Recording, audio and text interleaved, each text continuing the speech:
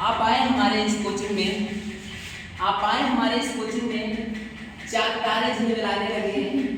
आप आए हमारे इस कोचिंग में, चार तारे झिलमिलाने लगे। मेरे मन को हुआ सपनों, सबके मन खिलखिलाने लगे। Honourable members of our committees, respected principal, teachers, there are little types of the students who sitting to here's. मैं ऋषि कुमार पाल आप सबके सभी लोगों को इस 15 अगस्त के शुभ अवसर पर मेरे दिलों के साथ स्वागत वंदन और अभिनंदन करता हूँ। What is my opinion about the Independence Day? आज मैं वही आप सबके सभी लोगों से शेयर करना चाहता हूँ।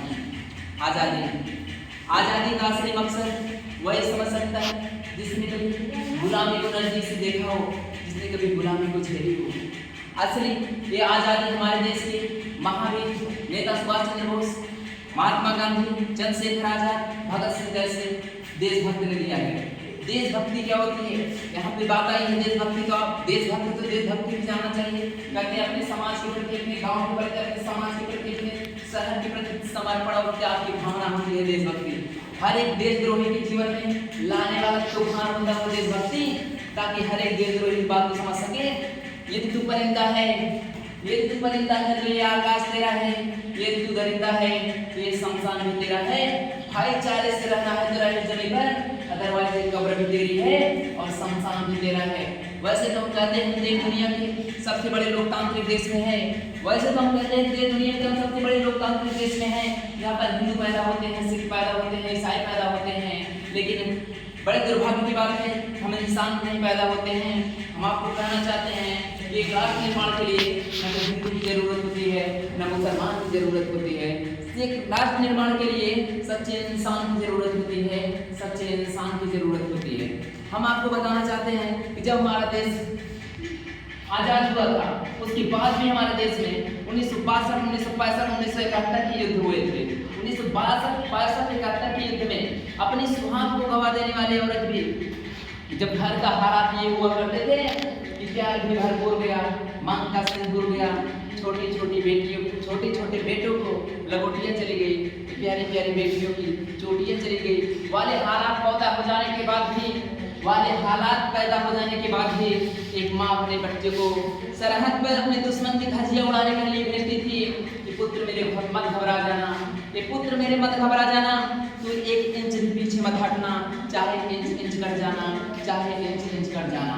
ऐसे सोच रख करके, ऐसे सोच रख करके हमारे देश के वीरों ने अपनी खून पसीने से हमें आज़ादी दिलाई है। देशभक्ति कुछ लोग सोचते हैं कि हम सुबह उठ करके व्हाट्सएप और फेसबुक पर अपने डीपी लगा करके अपने को देशभक्त हम साबित कर देंगे। व्हाट्सएप और फेसबुक पर डीपी लगा करके हम अपने को देशभक्त साबित कर देंगे। तो मैं उनसे पूछना चाहता हूँ कि ट्रैफिक के छांव में, नंगे पाँव में एक छोटा सा बच्चा तिरंगा लेकर के, ट्रैफिक के छांव में, नंगे पाँव में छोटा सा बच्चा तिरंगा लेकर के अपने हाथ में बेचता है, उसे आप देशभक्ति उसको कहेंगे? नहीं, वो उसकी देशभक्ति नहीं है, उसके पेट की भूख की शक्ति है जो उसे ऐसा करने पर मजबूर करती है। मैं आपको कहना चाहता हूँ कि न मंदिर को जानते हैं, न शिवालों को जानते हैं, न मंदिर को जानते हैं, न शिवालों को जानते हैं। जो पेट की भूख जैसा है वो सिर्फ भोजन के निवालों को जानते हैं, सिर्फ भोजन के निवालों को जानते हैं। उसकी पेट की भूख की शक्ति वो ऐसा करने पर मजबूर कर रही है, तो आप उसे उसी देशभक्ति कहेंगे? नहीं, हम कहते हैं एक हमारे देश में जहाँ पे सबसे पहले IIT, IIMs या जैसे यूनिवर्सिटी बना करती थी, आज हमारे देश में सर्व शिक्षा अभियान का झंडा एक पकड़ा दिया जाता है बच्चों को, जहाँ पर कोई पढ़ाई का व्यवस्था नहीं रहता। हम आपसे कहना ये भी चाहते हैं कि यहाँ पर हमारे देश में शिक्षा केवल 2 लोगों का अधिकार बन चुका है। एक तो जो धनवान है, दूसरा तो वो जो धनवान है, जिनके पास धन है, कोई भी सीट खरीद ले रहे हैं, किसी भी कॉलेज में जाकर के पढ़ ले रहे हैं, और दूसरा तो वो अच्छे कॉलेज में जाकर के एडमिशन ले रहे हैं जो पढ़े लिखे जा रहे हैं, जिनके पास भगवान बीरबल के जैसे उन्हें पहले से ही बना करके भेजे। तो हम आपसे एक बात और कहते हैं, बेटा पढ़ने के लिए सबसे ज़्यादा आप तो या तो ज्ञानवान होइए या तो आप धनवान होइए।